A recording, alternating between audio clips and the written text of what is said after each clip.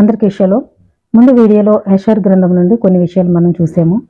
మోషేకు ఏ విధంగా ఎలోహిం తోడై ఉన్నాడో అదే విధంగా యెహోషువకి కూడా ఎలోహిం తోడుగా ఉండడం అనేది మనం చూసాము.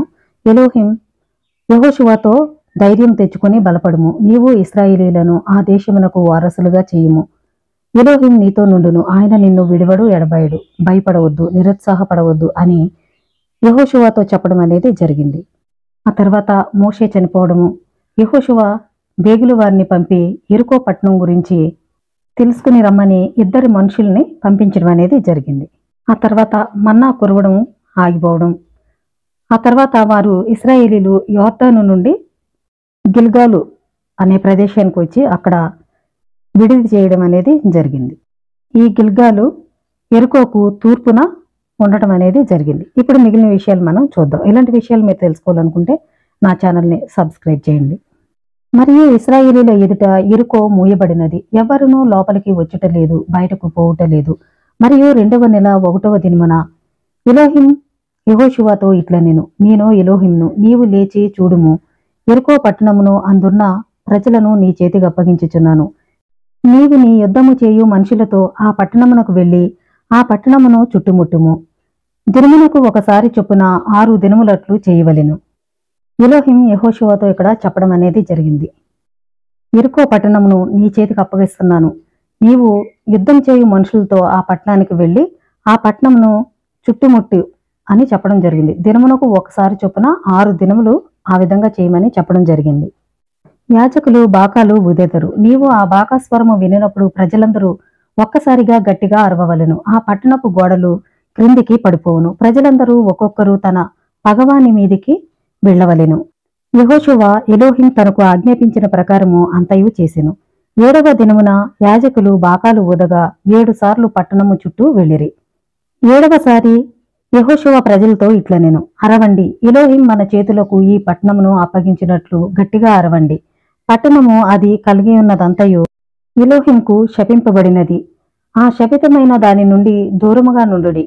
మీరు ఇశ్రాయేలు మకామును శపింపబడకుండునట్లు కలత పెట్టకుండునట్లు చేయుడి. కాని వెండి, బంగారము, ఇత్తడి, ఇనుము అన్నిటినీ ఎలోహింకు అర్పణ చేయుడి. ఇవి అన్నీయు ఎలోహింకు ధనాగారమునకు చెందును. యెరికో పట్టణము శపింపబడినది కాబట్టి ఆ శపితమైన దాని నుండి మీరు ఏమీ కూడా తీసుకోవద్దు అని ఇశ్రాయేలు ప్రజలకు యెహోషువ చెప్పడం అనేది జరిగింది. కానీ దానిలో ఉన్నటువంటి వెండి, బంగారము, ఇత్తడి, ఇనుము అన్నిటినీ కూడా ఎలోహింకు అర్పణ చేయుడి, అవన్నీ ఎలోహిం ధనాగారమునకు చెందును అని చెప్పడం జరిగింది. ఎందుకంటే తండ్రి దృష్టికి అధర్మంగా నడిచిన వారికి ఈ విధమైనటువంటి శిక్ష రావడం అనేది జరుగుతుంది. అంటే అక్కడ ఉన్నటువంటి వారందరూ కూడా ధర్మానికి విరుద్ధంగా నడవడం, తండ్రికి వ్యతిరేకంగా నడిచేటువంటి ప్రజలు కాబట్టి అదంతా కూడా నీతిగా నడిచేటువంటి ఇశ్రాయేలు ప్రజలకు అప్పగించడం అనేది జరిగింది. మరియు ప్రజలు బాకాలను ఊదిరి, గొప్ప శబ్దంతో అరచిరి, యెరికో గోడలు కూలిపోయినవి. ఇశ్రాయేలు ప్రజలందరూ ప్రతివారు తమకెదురుగా తిన్నగా పైకి ఎక్కి వెళ్ళిరి. వెండి పాత్రలను, బంగారమును, ఇత్తడిని, ఇనుమును మాత్రము వారు ఎలోహిం ధనాగారమందు ఉంచిరి.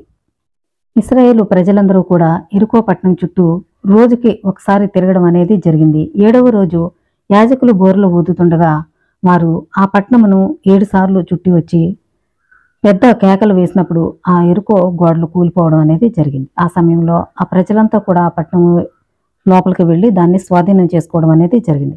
అక్కడ ఉన్నటువంటి వెండి, బంగారము, ఇత్తడి, ఇనుము ఇదంతా కూడా ఇశ్రాయేలు ప్రజల్ని తీసుకోవద్దని చెప్పడం జరిగింది. దాన్ని ఎలోహిం యొక్క ధనాగారంలోనే ఉంచమని చెప్పడం జరిగింది. ఆ సమయమున యెహోషువ ప్రమాణము చేసి ఇట్లనెను, యెరికోను కట్టువారు శాపగ్రస్తులు, అతడు దాని పునాదులు వేయగా అతని ప్రథమ సంతతి మరియు ద్వారములు నిలువబెట్టగా అతని చిన్న కుమారుడు చనిపోవును. అంటే ఈ యొక్క పట్టణం శపింపబడింది కాబట్టి ఆ పట్టణం మళ్ళీ కట్టకూడదు, వారి కుటుంబానికి ఈ విధంగా జరుగుతుంది అని చెప్పడం జరిగింది. యెహూదా కుమారుడైన జెరా కుమారుడైన జబ్దీ కుమారుడైన కర్మీ కుమారుడైన ఆకాను ఒక శపితమైన దానిని విశ్వాసఘాతకముగా కూర్చుకొనెను. అతడు ఆ హేయమైన వస్తువును తీసుకుని తన గుడారమునందు దాచెను. మరియు ఎలోహిం యొక్క కోపము ఇశ్రాయేలీలపై రగులుకొనెను. మరియు దీని తర్వాత ఇశ్రాయేలీలు మండుచున్న యెరికో పట్టణము నుండి తిరిగి వచ్చిరి. యెహోషువ హాయికి వేగుల వారిని